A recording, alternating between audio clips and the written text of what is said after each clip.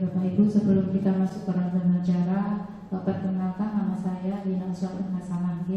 Saya adalah pendamping atau pengajar praktek dari CGP atas nama Bu Istifadah dan yang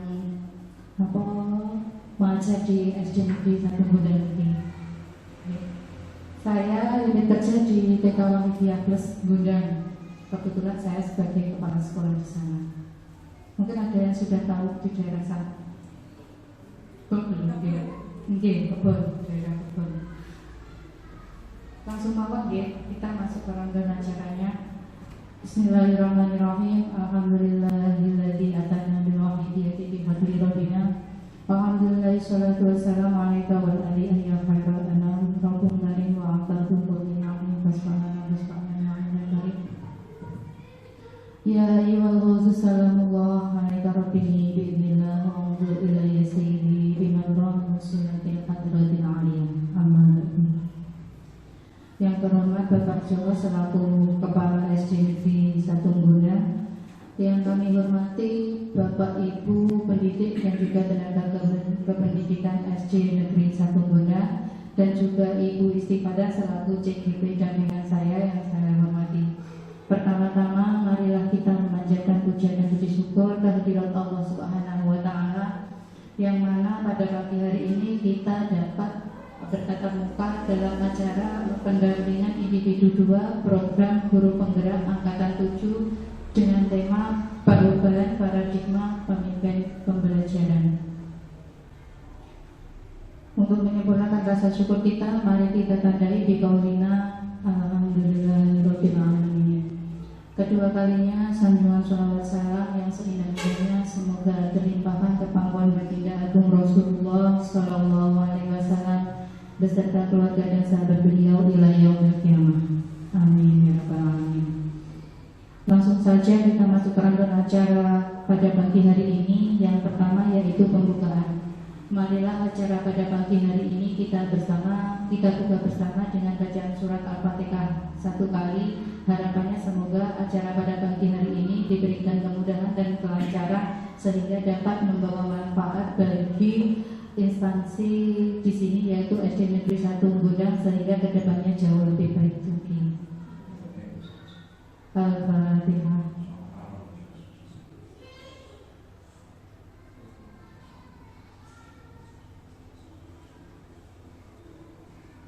Terima kasih. Dilanjutkan acara kedua menyanyikan lagu Indonesia Raya. Hadirin dimohon berdiri.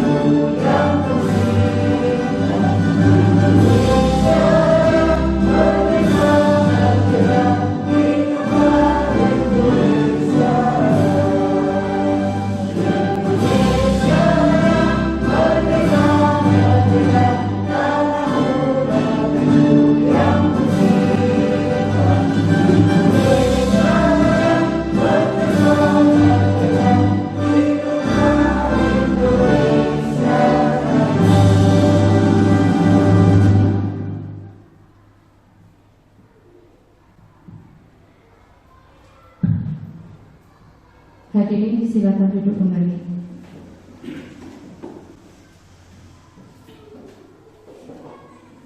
Dilanjutkan acara ketiga, yaitu sambutan dari Bapak Kepala SD Negeri 1 Umbunan. Kepada beliau disilakan.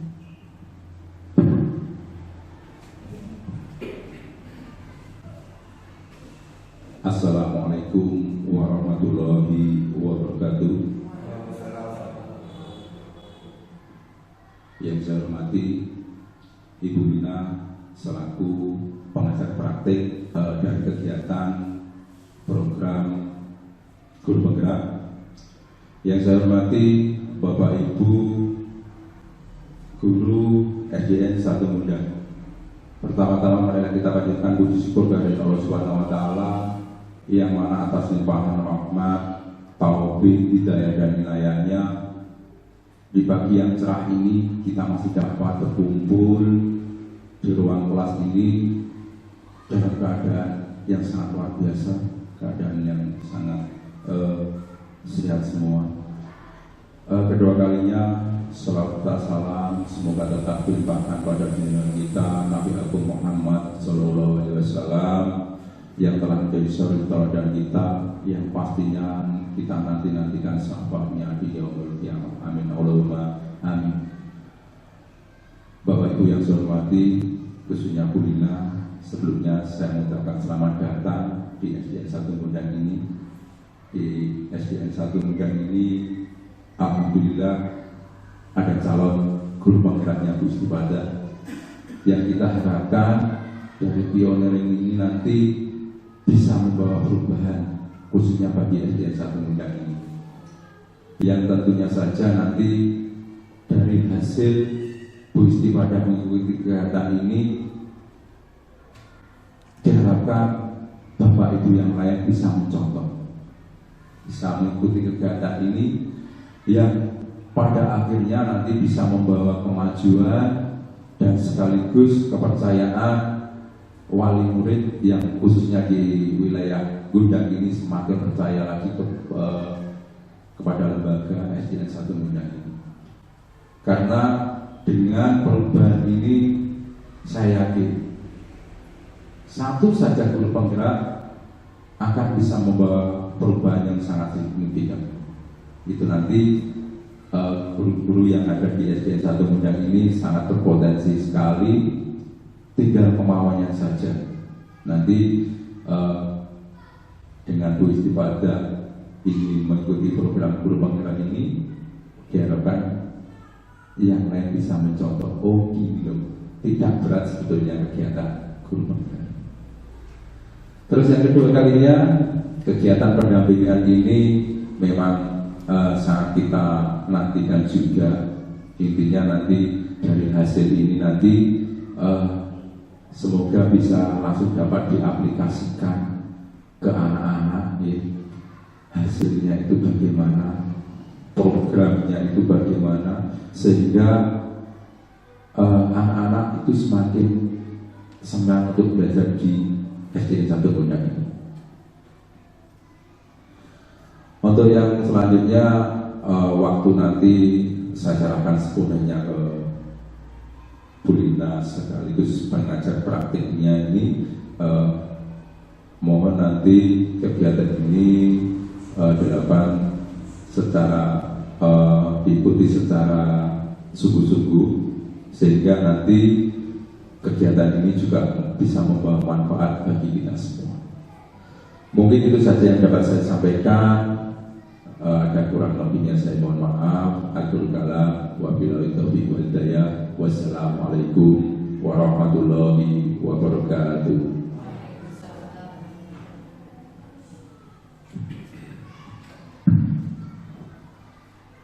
Kepada Bapak Camat disampaikan terima kasih. Ya, semoga harapan beliau terhadap CGP kita yang ada pada pagi hari ini bisa terwujud, sehingga bisa mengembangkan SD Negeri 1 Mundang ini ke depannya sehingga lebih baik lagi dan mendapatkan kepercayaan dari masyarakat, sehingga dapat menumbuh kembangkan dan juga menambah peserta didik yang ada di sini. Untuk acara selanjutnya yaitu menyanyikan lagu profil pelajar Pancasila. Hadirin dimohon berdiri.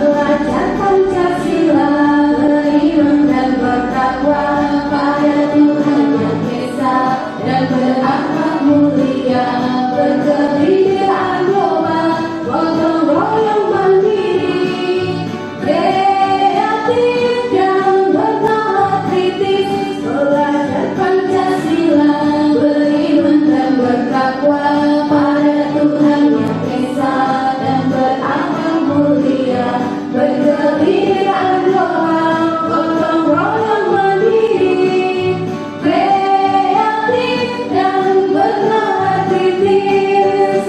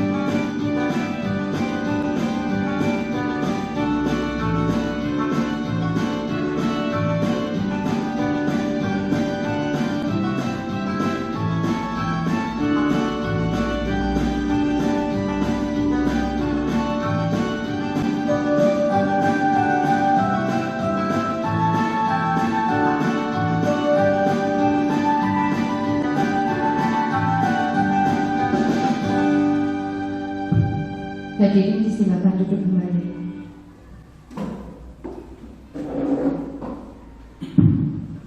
Acara selanjutnya yaitu acara inti tentang penyampaian visi dan prakarsa perubahan guru penggerak. Nah, di sini nanti akan ada diskusi antara CGP dengan teman sejawat dan juga kepala sekolah di SD Negeri 1 Gudang ini.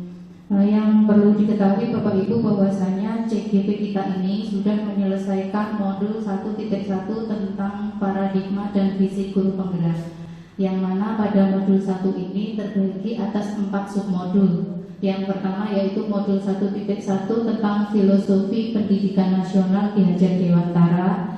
Yang kedua yaitu modul 1.2 tentang nilai dan peran guru penggerak. Yang ketiga yaitu modul 1.3 tentang visi guru penggerak. Dan yang keempat yaitu modul 1.4 tentang budaya positif. Nah, pada modul 1 ini CGP kita sudah belajar membuat tentang visi dirinya sebagai pendidik. Nah, di mana di sini Bu Isti akan melaksanakan salah satu tahapan proses belajar program guru penggerak, yaitu diskusi prakarsa perubahan. Nah, pada diskusi ini merupakan salah satu tahapan beliau dalam melaksanakan proses program guru penggerak, di mana di sini beliau akan belajar untuk memfasilitasi visi sekolah yang ada di SD Negeri 1 Gudang ini. Nah, diharapkan meskipun ini merupakan salah satu tahapan belajar beliau, ini nanti bisa dijadikan refleksi bersama, ya. Visi ini bisa dijadikan refleksi bersama, terutama di instansi SD Negeri 1 Gudang ini. Jadi nanti diharapkan peserta yang ada di sini nanti ikut terlibat aktif dalam kegiatan hari ini. Oke, untuk itu langsung saja waktu dan saya silakan kepada Bu Istifadah untuk melaksanakan diskusi. Monggo. Terima kasih Bu Lina atas waktunya. Assalamualaikum warahmatullahi wabarakatuh. Yang terhormat Bapak Kepala Sekolah SD Negeri 1 Gudang, yang terhormat Ibu Lina selaku pengajar praktek calon guru penggerak angkatan ke-7, yang saya hormati teman-teman rekan guru dan juga tenaga kependidikan SD Negeri 1 Mulia. Alhamdulillah, puji syukur kita panjatkan kehadiran Allah Subhanahu wa Ta'ala. Pada pagi hari ini kita dapat bertemu, berkumpul dalam suasana yang cerah, sehat, dalam rangka diskusi visi dan prakarsa perubahan. Salawat serta salam kita haturkan ke junjungan kita Nabi besar Muhammad SAW. Semoga kedepannya di yaumul qiyamah nanti kita memperoleh syafaatnya. Terima kasih Bapak Ibu Guru atas Bapak Ibu Guru dan sekolah serta Bu Lina atas perkenannya untuk hadir dalam acara pendampingan individu kedua dalam diskusi visi dan prakarsa perubahan. Ini merupakan seperti yang disebutkan Bu Lina, ini rangkaian dari kegiatan calon guru penggerak angkatan ke-7. Setelah selama beberapa bulan saya belajar modul 1.1, 1.2, 1.3 dan kemarin sudah melakukan aksi nyata 1.4.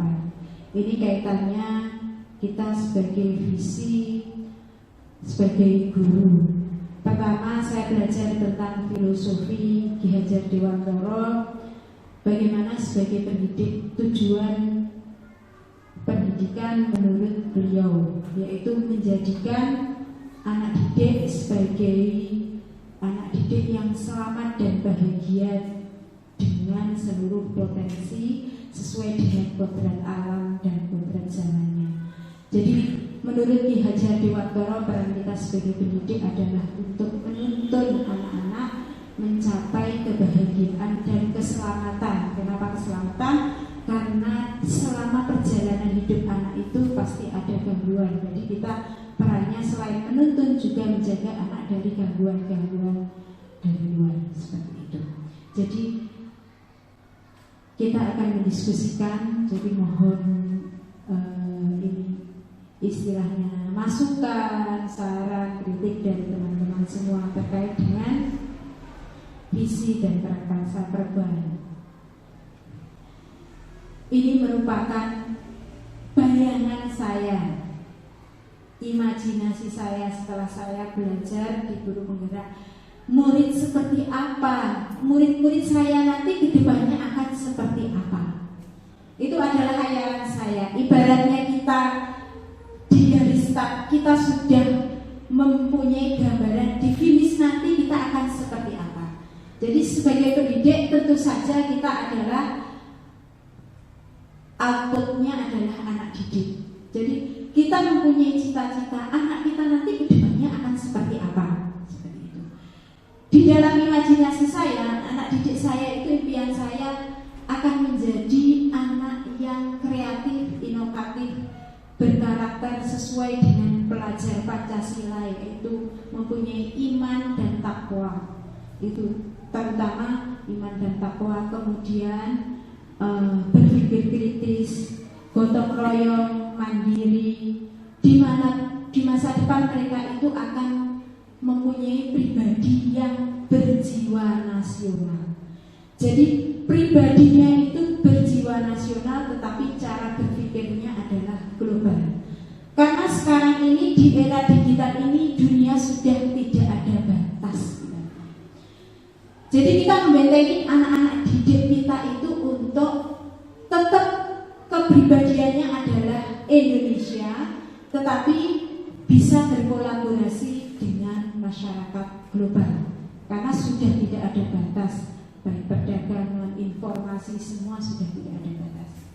Tentu saja kesuksesan mereka ini, untuk kebahagiaan mereka ini sesuai dengan bakat minat anak-anak itu sendiri, sesuai dengan kodrat alam mereka, bagaimana memaksimalkan potensi itu sehingga dari potensi itu mereka dapat menjalankan fungsi dan perannya di masyarakat dengan baik. Jadi itu istilahnya mereka menjadi diri mereka sendiri, mereka enjoy melaksanakan apa yang mereka lakukan, mereka kerjakan, sehingga mereka akan menjadi pribadi yang bahagia, menjalankan segala sesuatunya itu dengan bahagia. Ini satu video yang saya ambil dari kegiatan anak-anak, yaitu ya, ini saat anak-anak melaksanakan bazar makanan. Itu ada kaitannya dengan materi di kelas, yaitu perubahan wujud.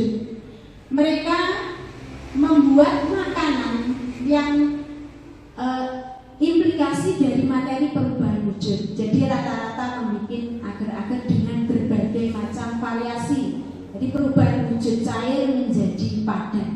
Itu proses belajarnya di situ.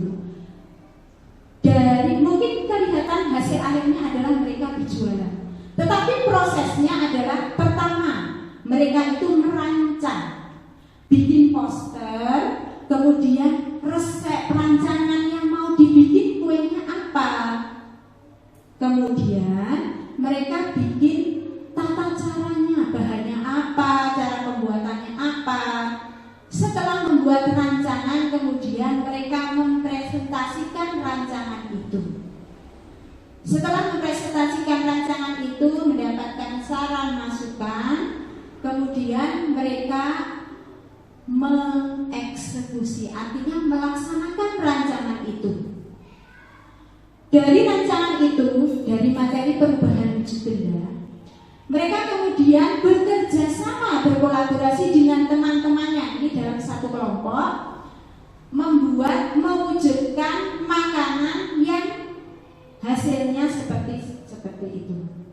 Setelah berhasil membuat makanan seperti itu pun, mereka kemudian harus menghitung biaya produksinya berapa, mau dijual berapa.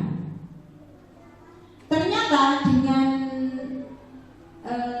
pembelajaran seperti ini banyak hal yang dipelajari anak. Pertama, komunikasi, kerjasama, kolaborasi. Kemudian bagaimana berwirausaha. Setelah mereka berhasil presentasi hasilnya seperti itu, mereka kemudian bersiap-siap untuk menjual. Bagaimana agar jualannya itu menarik? Karena kan harus bersaing 3 kelompok. Bagaimana biar jualannya itu laku dengan anak-anak di SD Negeri 1 Bulan. Ada berbagai cara, ada yang bagian manggil-manggil, beli-beli. Kemudian ketika ditanya ini bahannya apa, mereka bisa menjelaskan.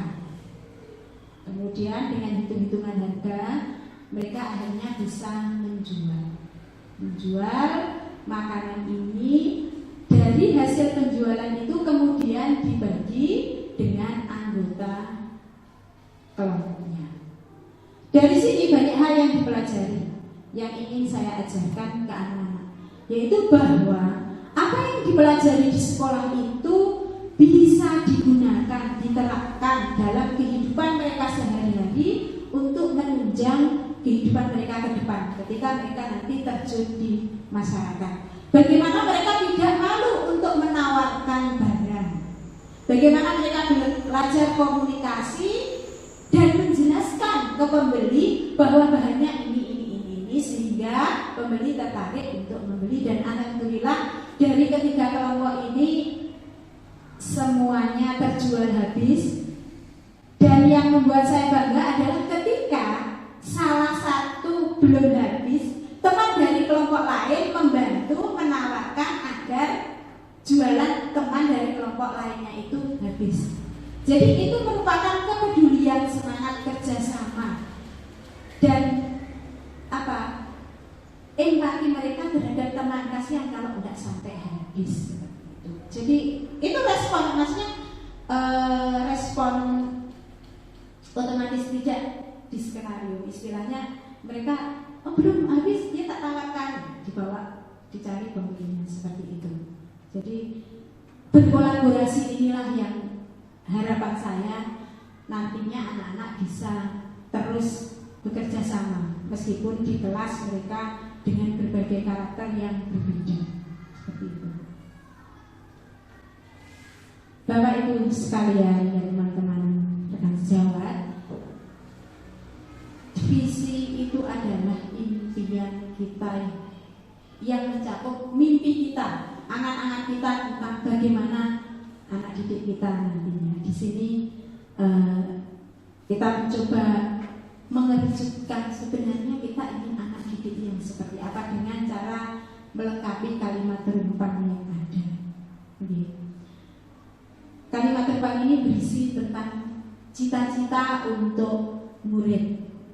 Jadi harapan kita sebagai pendidik dan tenaga pendidikan, karena dalam satuan pendidikan itu tidak bisa dipisahkan antara pendidik dan tenaga kependidikan, itu selalu bekerja sama, saling melengkapi dan untuk mewujudkan visi bersama, karena semua adalah warga sekolah, terlibat aktif di dalam sekolah sehingga perlu mempunyai mimpi, ya, mimpi seperti apa nanti.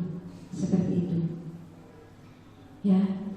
Mungkin dari teman-teman sekalian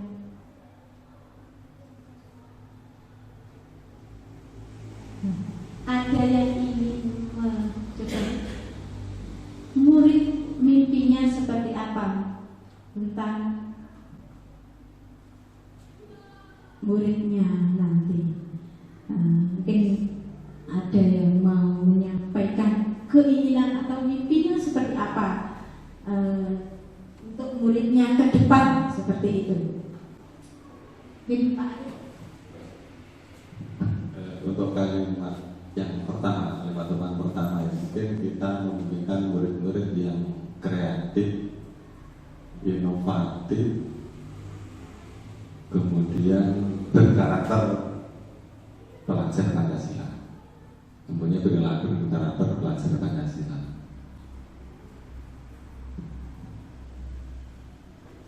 Mungkin satu dulu Bu, coba oke. Itu tadi yang diimpikan oleh Pak Arif selaku salah satu guru di SD Negeri 1 Gondang, yaitu menginginkan pelajar atau murid yang kreatif, inovatif dan berkarakter pelajar Pancasila. Kira-kira Bapak Ibu guru lain mungkin ada memimpikan murid yang seperti apa yang bisa menambahkan atau melengkapi impian dari Pak Arif. Ada yang punya mimpi tambahan misalnya seperti apa? Atau cukup seperti ini? Yeah. Itu adalah impian, ya. Impian itu sesuatu yang diangan-angan kita, dan kita nantinya dengan mimpi itu kita mulai melangkah, dan seperti itu. Dan pertanyaan yang kedua, kita percaya bahwa murid adalah, ya, kita mempercayai murid itu seperti apa? Mungkin dari Bu Yini. Terima kasih atas kesempatannya di sini untuk ikut diskusi. Kita percaya bahwa murid adalah, nah, kalau dalam angan-angan saya itu percaya bahwa murid saya itu punya potensi yang bisa dikembangkan. Mereka punya kemauan.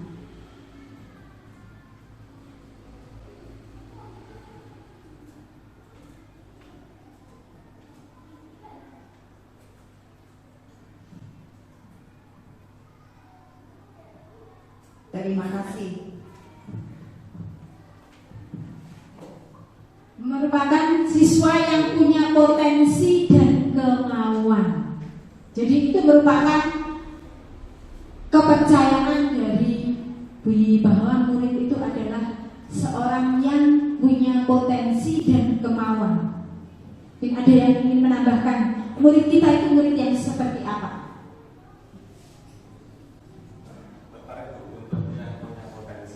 Untuk potensi anak itu kan artinya begini, maksud saya masing-masing anak itu kan punya kemampuan yang tidak sama, artinya dia punya sesuatu yang unik, bakat masing-masing. Jadi mungkin bisa ditambah murid adalah pribadi yang unik, yang punya potensi dan kemampuan, mungkin gitu.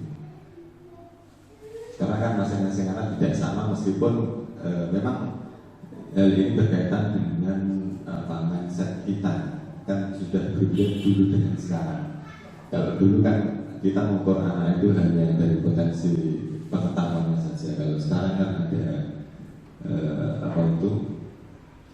sikap dan perilaku, kemudian juga ada keterampilannya. Jadi mungkin itu jadi pribadi yang unik mungkin begitu. Kemudian boleh nambah lagi untuk yang berikutnya, yang ketiga, di sekolah kita mengutamakan kepentingan atau pelayanan untuk siswa atau murid. Pelayanan untuk murid.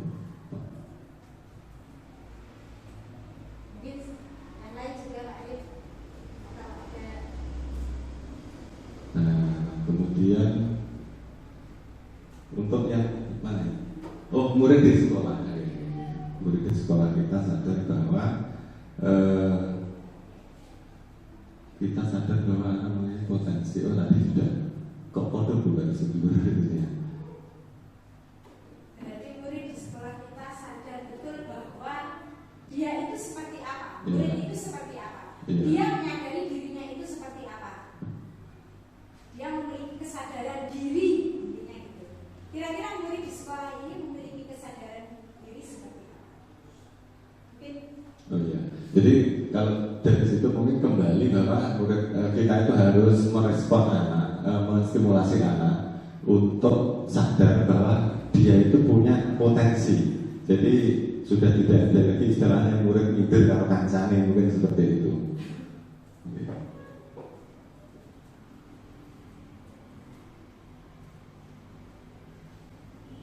Nah, ini mungkin juga nyambung dengan yang bawah, kita sebagai warga di sekolah, bahwa kita itu punya suatu tugas atau kewajiban untuk memaksimalkan potensi, atau istilahnya itu mengembangkan potensi anak sesuai dengan bakatnya masing-masing, sesuai dengan kemampuan masing-masing.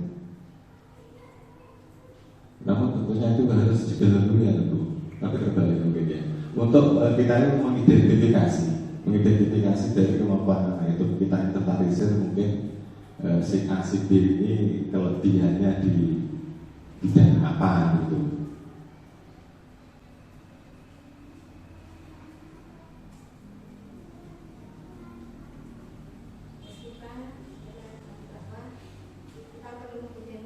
Nah, ya, kita identifikasi dulu sehingga ada data yang terinventarisir dengan jelas bahwa masing-masing anak itu punya kelebihan sesuai dengan kemampuannya. Artinya kita kan tidak boleh mendidik anak untuk mencetak anak gue pokoknya kudu ini, itu kan tidak boleh. Kita kan hanya memfasilitasi anak untuk berkembang. Mungkin begitu mesti. Ngapunten. Terima kasih Pak Arif atas diskusinya tadi, pendapatnya. Mungkin sudah, atau ada tambahan dari Bu Farida yang ingin menambahkan dari apa kalimat rumpang yang mana, boleh mana saja Bu Farida. Mungkin ada yang ingin menambahkan. Terima kasih. Jadi mungkin saya ingin sedikit menambahkan atau berpendapat begitu, bukan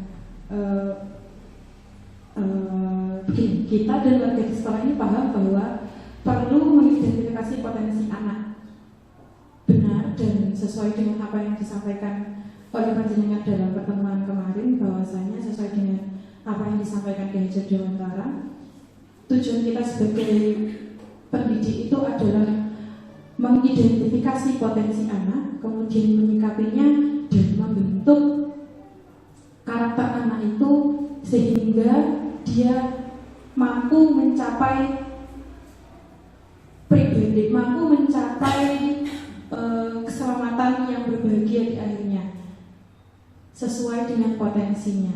Jadi tidak hanya mengidentifikasi, tapi kita bisa mampu untuk menyikapi, bahkan juga menindaklanjuti dan membentuk karakter anak-anak itu sesuai dengan potensinya masing-masing. Seperti itu.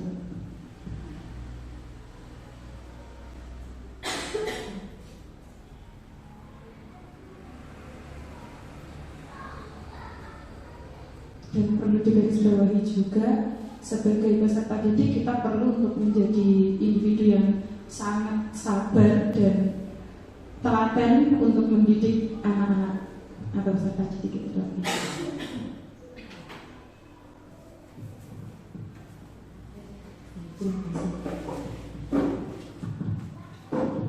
Terima kasih atas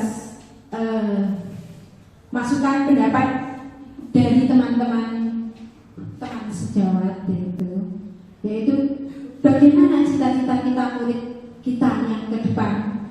Dari mengisi kalimat depan ternyata dapat kita simpulkan bahwa kita semua itu memimpikan murid yang kreatif, inovatif, berkarakter pelajar Pancasila, dan kita percaya bahwa murid itu adalah pribadi yang unik yang memiliki potensi dan kemauan. Sehingga di sekolah kita mengutamakan kepentingan atau pelayanan untuk anak atau murid.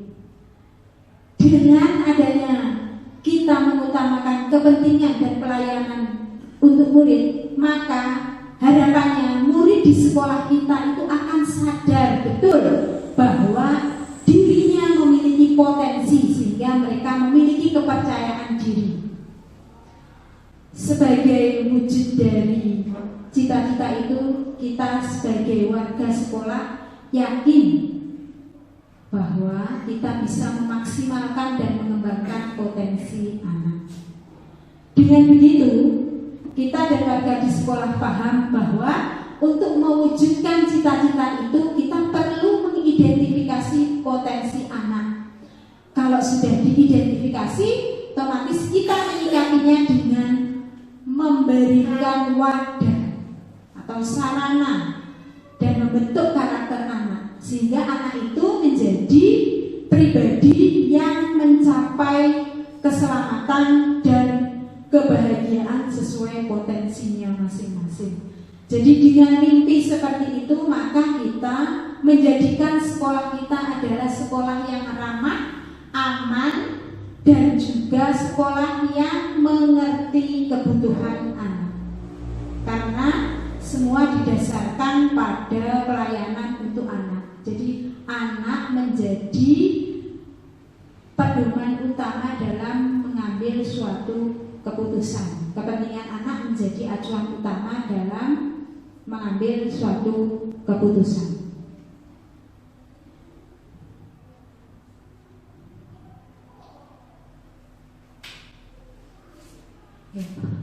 Dari kalimat rumpang tadi kita bisa membuat visi, tapi ini visi saya waktu menjadi dari mulai awal belajar, kemudian belajar membuat visi. Ini adalah visi saya sebagai guru penggerak, yaitu terwujudnya siswa berakhlak, berkolaborasi dalam meraih prestasi, berwawasan iptek dan imtak yang dilandasi nilai-nilai Pancasila.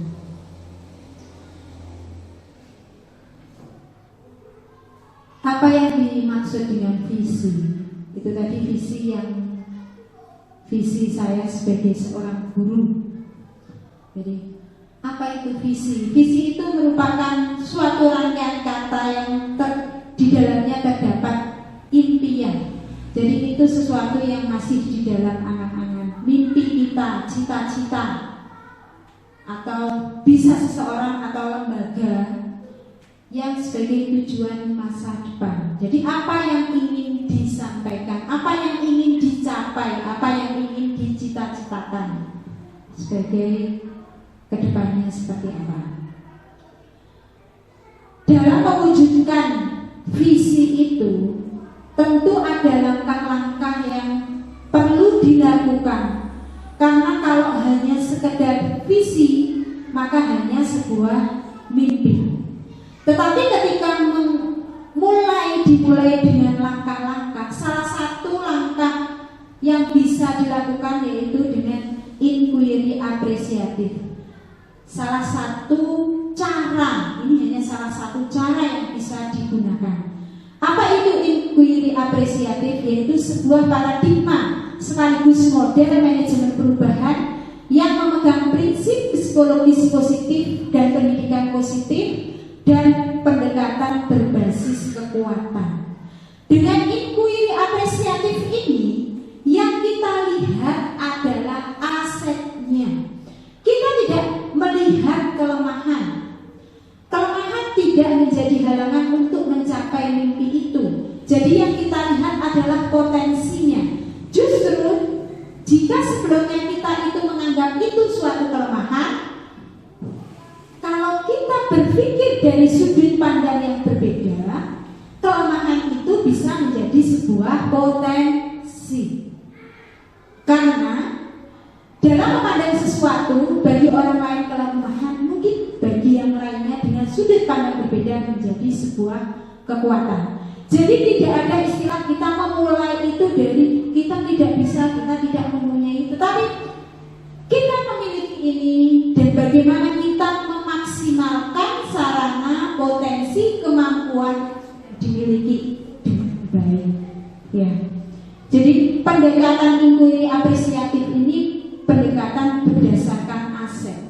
Jadi tidak ada istilah pesimis. Apapun itu bisa menjadi sebuah aset. Salah satu cara untuk menerapkan inquiry apresiatif yaitu dengan baca. Apa itu? Langkah-langkah konkret yang bisa dilakukan, yaitu dengan membuat pertanyaan. Baca itu akronim, ya. Itu buat pertanyaan, ambil pelajaran, gali mimpi, jabarkan rencana dan atur eksekusi. Ya, seperti itu.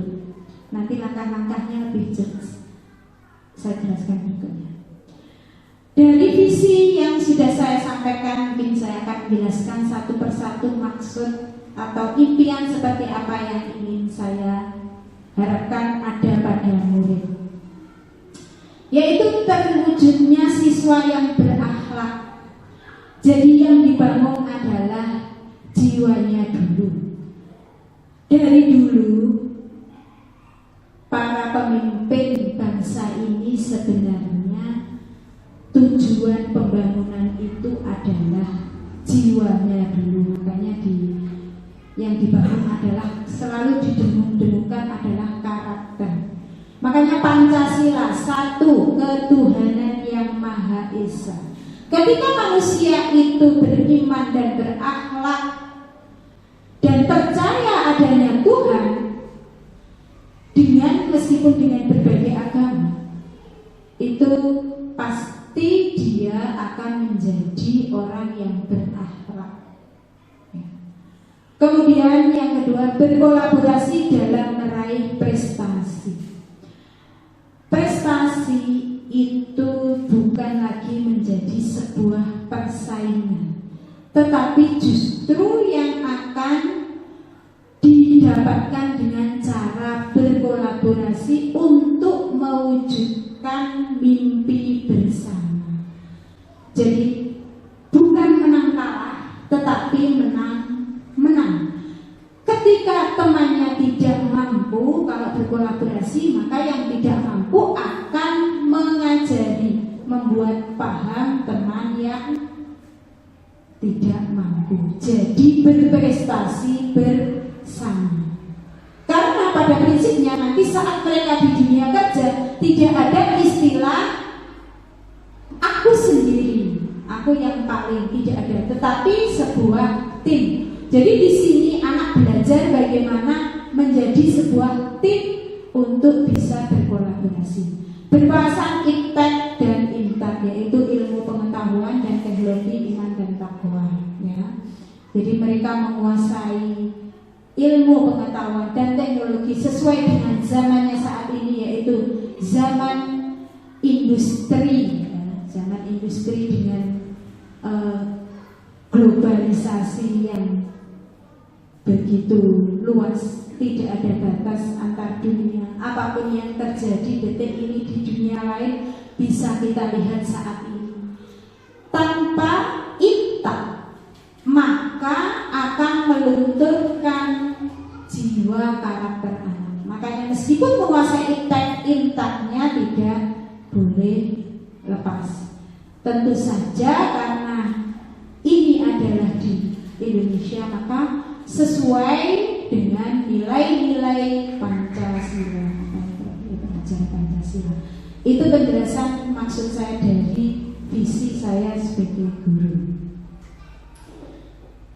Kemudian ini adalah gambar mental prakasa perubahan atau APA, yaitu tadi inquiry apresiatif itu berpikir berdasarkan aset. Jadi asetnya apa? Kekuatan aset atau modal yang dimiliki oleh, kalau kita guru di kelas, kalau kita di sekolah, itu apa yang kita miliki? Yaitu sarana, siswa, pendidik, tenaga kependidikan, itu merupakan aset.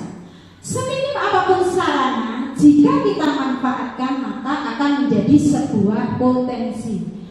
Tetapi bahannya pun sarana tapi tidak dimanfaatkan, dibiarkan, maka itu akan menjadi barang inventaris. Jadi ya tidak dimanfaatkan. Jadi itu misalnya di kelas ada apa? Dimanfaatkan. Adanya misalnya papan, berarti papan itu dipakai apa? Papan kaca. Atau potensi yang lain, semua benda yang ada di kelas bisa menjadi sarana untuk belajar. Misalnya adanya pensil, bisa dipakai untuk mengukur, belajar mengukur panjang dengan satuan tidak berku. Jadi semua yang ada itu bisa menjadi suatu potensi. Siswa itu unik, tidak ada yang sama. Ada yang pintar, ada yang suka lari-larian, ada yang suka berbicara terus. Itu potensi, ya.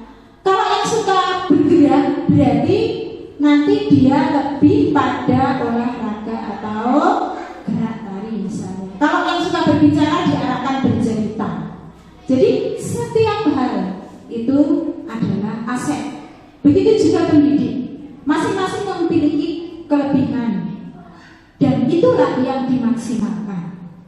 Begitu juga dengan tenaga kependidikan. Sekarang tantangan, apa tantangannya? Mungkin saat ini yang saya rasakan adalah bagaimana memaksimalkan kolaborasi dengan orang tua. Orang tua itu sebenarnya memiliki potensi yang banyak dengan berbagai macam profesi. Itu sebenarnya bisa dimanfaatkan untuk bekerja sama dalam melakukan pembelajaran, ya. Tapi sampai saat ini belum kita manfaatkan dengan maksimal. Sekarang aksi. Apa aksi? Jadi setiap pendidik, tenaga kependidikan, siswa, semua orang tua bisa diajak untuk beraksi bersama dalam mewujudkan mimpi atau visi itu. Pendidik tentu saja dalam melakukan pendidikan di kelas. Orang tua bekerja sama melakukan pendidikan yang di rumah agar anak itu konsisten dalam mendapatkan pendidikan, karakter, dan lain-lainnya. Kemudian pembelajaran bermakna ada kebiasaan, yaitu seperti apa yang menjadi kebiasaan-kebiasaan yang dilaksanakan di sekolah. Kalau di SD 1 Bonek yang sudah dilaksanakan seperti pembiasaan berdoa, kemudian hafalan surat pendek, kemudian lagu nasional, Pancasila, dan seterusnya. Jadi selain iman juga nasionalisme ditanamkan. Juga sholat duha, sholat duhur berjamaah, bersalaman saat itu merupakan karakter, ya. Kemudian yang iptek penggunaan media pembelajaran seperti laptop dan seterusnya. Kreatif dan kritis di situ dengan berbagai macam model pembelajaran yang mengasah anak untuk bisa kreatif dan kritis dalam menyikapi segala sesuatu yang dihadapi. Itu gambaran saya tentang atap. Mungkin Bapak Ibu guru lain ada yang ingin menambahkan dari bagian aset atau tantangan aksi pembelajaran yang ada di sekolah kita atau yang dihadapi di Ada yang ingin menambahkan atau setuju atau bagaimana? Mungkin ada yang ingin, monggo. Yuk, Pak Arif. Mas Budi. Begini, tertarik untuk tantangan. Sementara selama ini kadang kita itu sebenarnya sudah mencoba untuk berkolaborasi dengan wali murid. Nah, di sini saya kira nanti pada mengaplikasikan tantangan ini untuk mencari solusi dari ini. Selama ini terus terang ini juga menjadi betul-betul tantangan ketika orang tua itu kadang pasrah kepada guru pokoknya pokok awalnya gitu kan. Dan di sini saya ini bukan memberi untuk apa tambah dari itu, tapi hanya untuk merespon itu saja, saya menanggapi itu. Dan kemudian mungkin perlu suatu cara tertentu atau konsep tertentu untuk mewujudkan kolaborasi dengan orang tua itu. Nah, di sini saya ingin bertanya kepada Bu Isti, apakah ini nanti bagaimana cara melaksanakan itu sehingga utamanya kepada orang tua yang sudah merasa asuh atau mungkin pokoknya anakku opo-opo terserah guru. Selama ini kan seperti itu. Jadi saya mohon ini nanti untuk lebih dijelaskan mungkin lebih rinci lagi. Kira-kira nanti apa yang akan jenengan tempuh untuk berkolaborasi dengan orang tua, atau mungkin perlu pendukung administrasi tertentu. Barangkali itu nanti juga yang akan kami teman-teman yang lain mengadopsi dari panjenengan. Terima kasih. Terima kasih Pak Arif. Ini sebenarnya memang ada orang tua yang seperti itu, tapi ada juga orang tua yang proaktif bertanya, bagaimana anak saya sekolah, tolong diberitahu kalau memang ada yang perlu ditegur atau diingatkan, dinasehati untuk di rumah seperti itu. Sebenarnya dalam angan-angan saya, ya, ini masih dalam angan-angan, belum diwujudkan di sini, yaitu mengundang orang tua dengan berbagai macam profesi yang berbeda untuk mengajar. Itu sebenarnya menarik. Itu yang pernah dilakukan di sekolah kita kan pernah mengundang dari damkar. Itu salah satu contoh bagaimana kita berkolaborasi dengan pihak luar untuk memberikan pemahaman kepada anak tentang berbagai macam kegiatan atau profesi, sehingga nantinya mereka itu terbayang, aku nanti kalau sudah ini ingin jadi apa. Oh, kalau kemarin pemadam kebakaran pekerjaannya seperti itu, mungkin dari profesi yang lain akan memberi gambaran yang lebih jelas. Jadi anak itu visinya ke depan sudah tahu.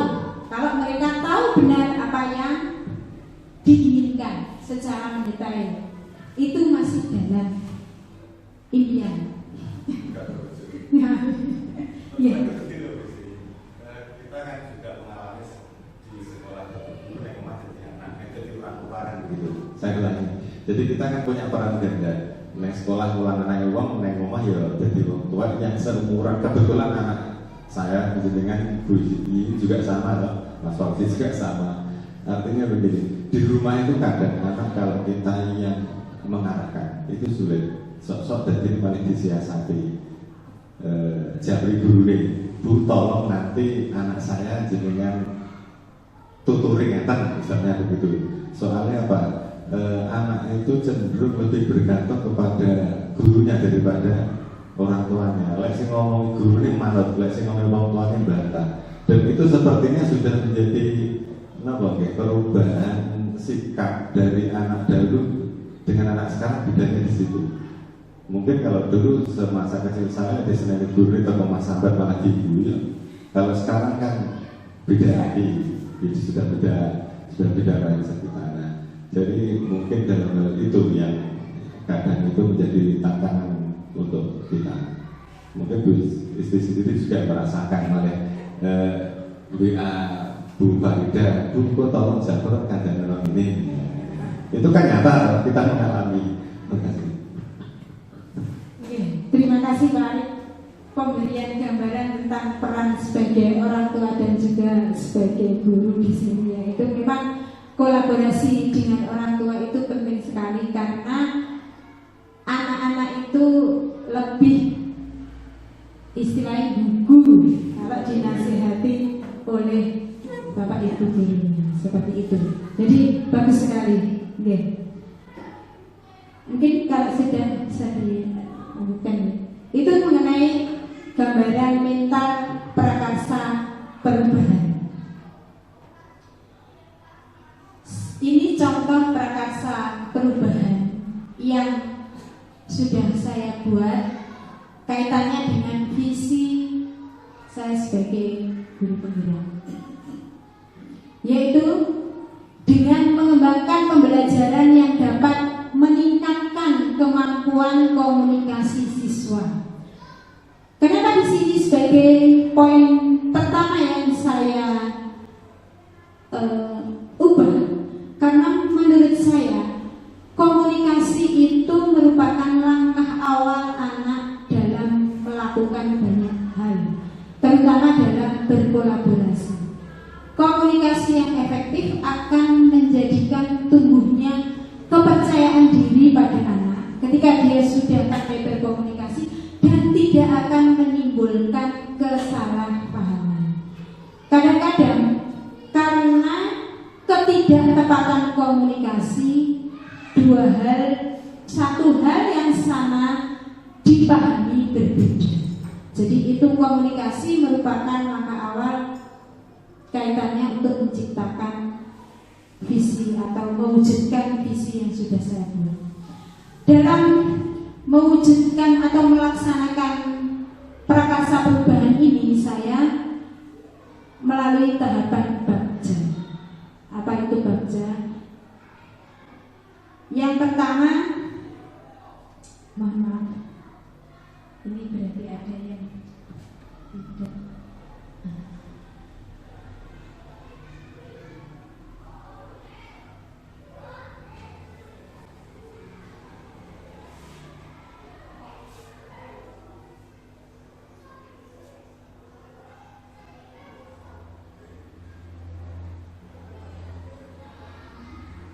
Ya, yang pertama yaitu langkah kerja adalah buat pertanyaan.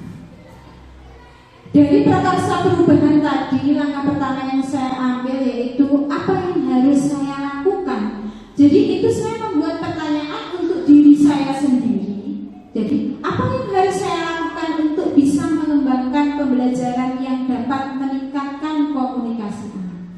Jadi apa yang saya lakukan di pembelajaran itu, langkah apa yang saya lakukan untuk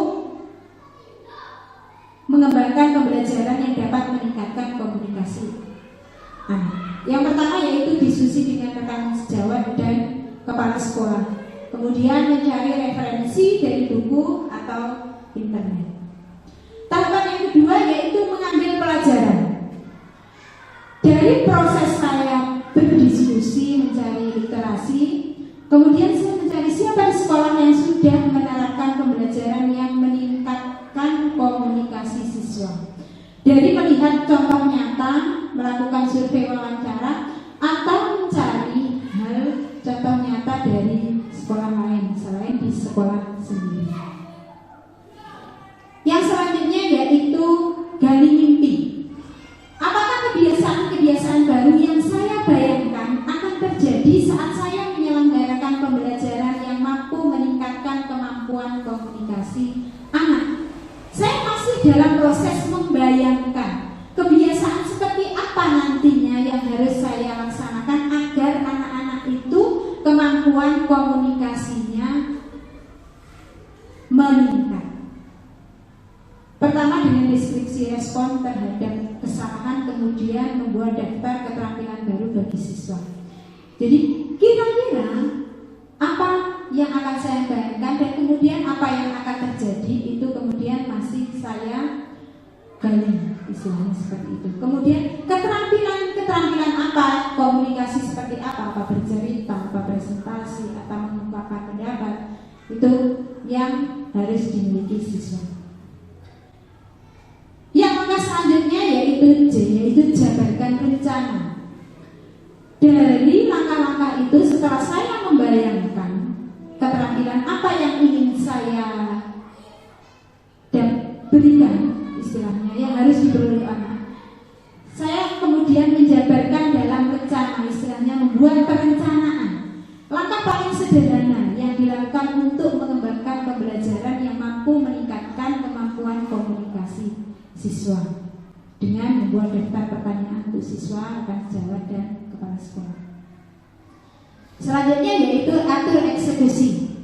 Siapa yang dapat memantau dan mengarahkan saya saat melakukan pembelajaran yang mampu meningkatkan kemampuan komunikasi anak, yaitu dengan komunikasi dengan rekan sejawat atau kepala sekolah untuk melakukan pendampingan atau supervisi pada saat pembelajaran.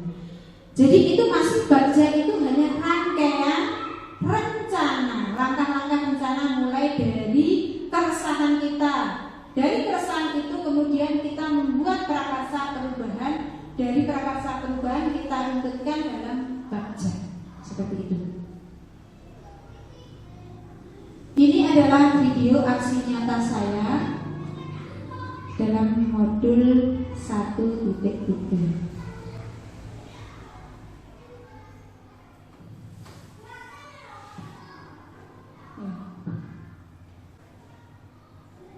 Jadi untuk merupakan aksi nyata modul 1.3. Jadi berdasarkan latar belakang dari pendidikan Murid Hajar dan Torong, kemudian peran guru sebagai apa, sebagai pano, dan tujuan dari aksi nyata ini, kemudian khusus visi sebagai guru penggerak yang sudah saya terapkan, kemudian prakarsa perubahan yang dibuat.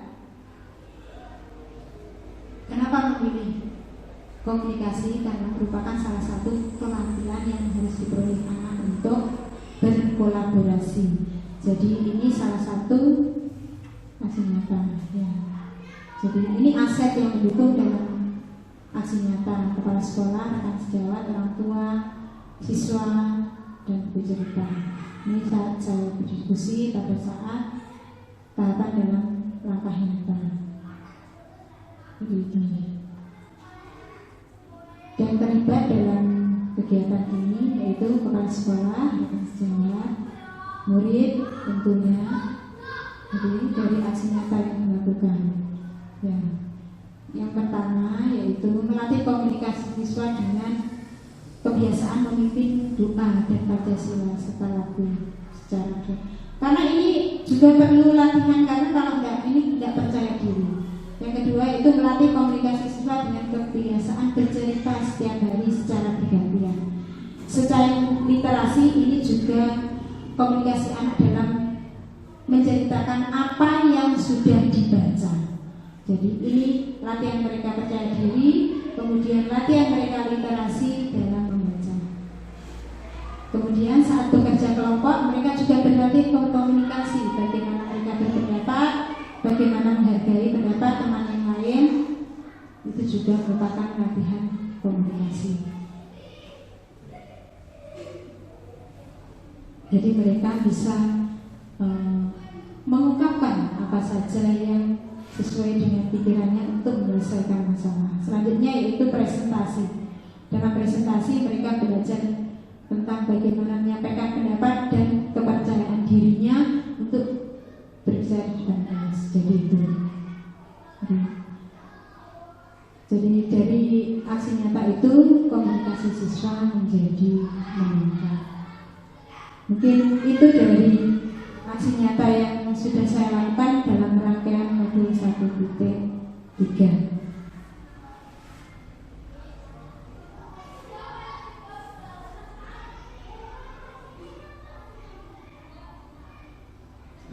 Demikian Bapak Ibu guru sekalian yang bisa saya sampaikan dalam diskusi ini. Ada kurang lebihnya saya mohon maaf. Saya akhiri. Assalamualaikum warahmatullahi wabarakatuh. Kami saya serahkan kepada Ibu.